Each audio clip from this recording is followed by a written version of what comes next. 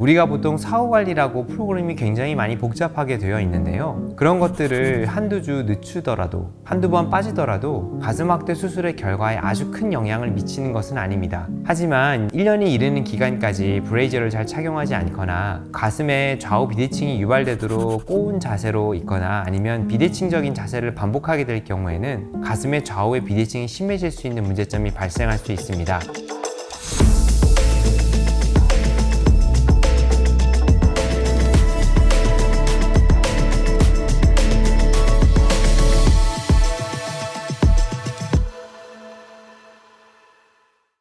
안녕하세요. 조목조목TV 성형외과 전문의 조정목입니다. 오늘 시간에는 가슴 확대 수술 후 어떻게 지내시는 것이 가슴 회복에 도움이 되고 좋은지, 그리고 예쁜 가슴을 만들 수 있는지에 대해서 설명드려 보려고 합니다. 가슴 확대 수술은 처음에 하기도 겁이 나지만 수술 후에 어떻게 해야 되는지에 따라서 걱정을 많이 하시는 경우가 많습니다. 조금이라도 잘못되면 이렇게 고생해서 아주 힘든 시간을 보내면서 수술을 했는데 수술의 결과가 나쁠까봐 걱정하시는 분들이 꽤 많이 계십니다. 생각보다 우리 몸은 튼튼합니다. 그렇기 때문에 확대 수술을 하고 어지간한 일이 일어난다고 해서 크게 문제가 되지는 않습니다. 그러니 크게 걱정하지 않으셔도 됩니다. 제가 가슴 확대 수술 후에 조목조목 설명을 드릴 때에도 이런 자세로 꼭 하셔야 된다, 이런 것들을 꼭 하셔야 된다라고 말씀드리지 않습니다. 큰 부분에 있어서는 움직임이 너무 많지 않을 것, 통증이 많이 유발되지 않을 것, 이 두 가지가 가장 중요하다고 볼 수 있습니다. 그 이외에는 본인의 체형과 본인의 라이프 스타일에 맞춰서 어느 정도 편한 형태로 관리를 하셔도 크게 문제가 없습니다. 우리가 보통 사후 관리라고 프로그램이 굉장히 많이 복잡하게 되어 있는데요. 그런 것들을 한두 주 늦추더라도, 한두 번 빠지더라도 가슴 확대 수술의 결과에 아주 큰 영향을 미치는 것은 아닙니다. 우리가 조금 더 신경 쓰고 조금 더 좋은 결과를 위해서 그런 것들을 하는 것이지, 생각보다 우리 몸은 튼튼하기 때문에 편하게 지내셔도 괜찮습니다.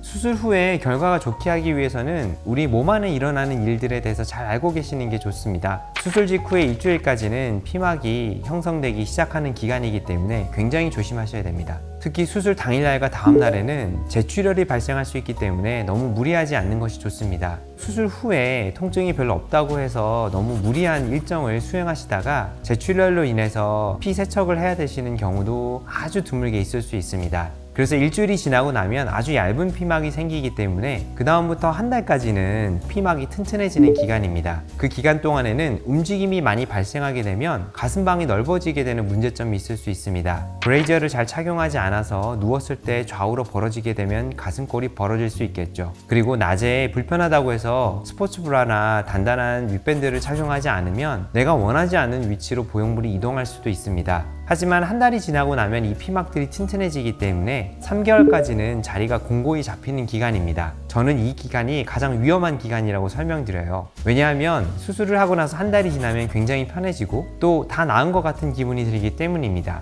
그래서 주의사항도 가끔씩 있고, 브레이저를 착용하지 않는 경우도 있고, 착용하지 말아야 될 브레이저를 착용하는 경우도 종종 있습니다. 그래서 그 기간 동안에는 제가 잔소리를 해드리는 기간인데요. 적어도 3개월까지는 가슴의 움직임을 제한하고 통증이 많이 발생하지 않도록 하시는 것이 중요합니다. 한 달 뒤부터는 옆으로 누울 수도 있고 상체 운동도 다시 시작할 수 있지만, 그렇다고 해서 꼭 무리를 해도 다 괜찮다는 뜻은 아닙니다. 우리 몸의 창상 치유 과정은 6개월까지 이어지기 때문입니다. 6개월이 지나고 나서는 큰 변화는 없습니다. 그래서 1년에 이르기까지는 큰 변화가 생기지는 않고, 살성이 풀리는 기간도 3개월에서 6개월이면 어느 정도 마무리가 되기 때문에 거의 결과가 나오는 시기라고 볼 수 있습니다. 하지만 1년이 이르는 기간까지 브레이저를 잘 착용하지 않거나 가슴에 좌우 비대칭이 유발되도록 꼬운 자세로 있거나 아니면 비대칭적인 자세를 반복하게 될 경우에는 가슴의 좌우의 비대칭이 심해질 수 있는 문제점이 발생할 수 있습니다.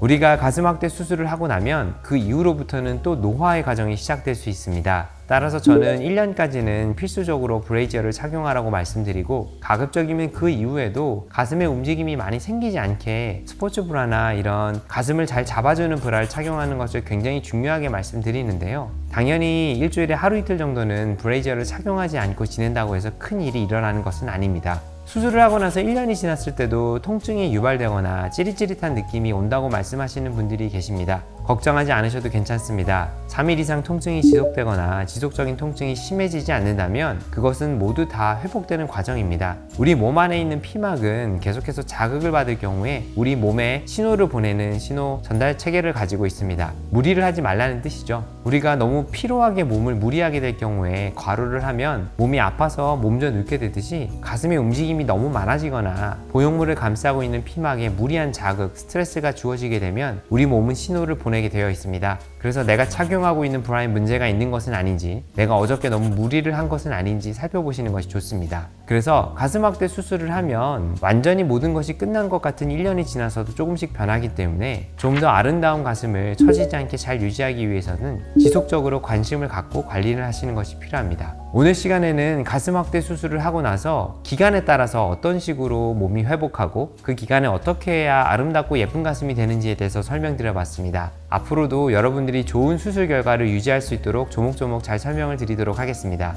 지금까지 성형외과 전문의 조종목이었습니다.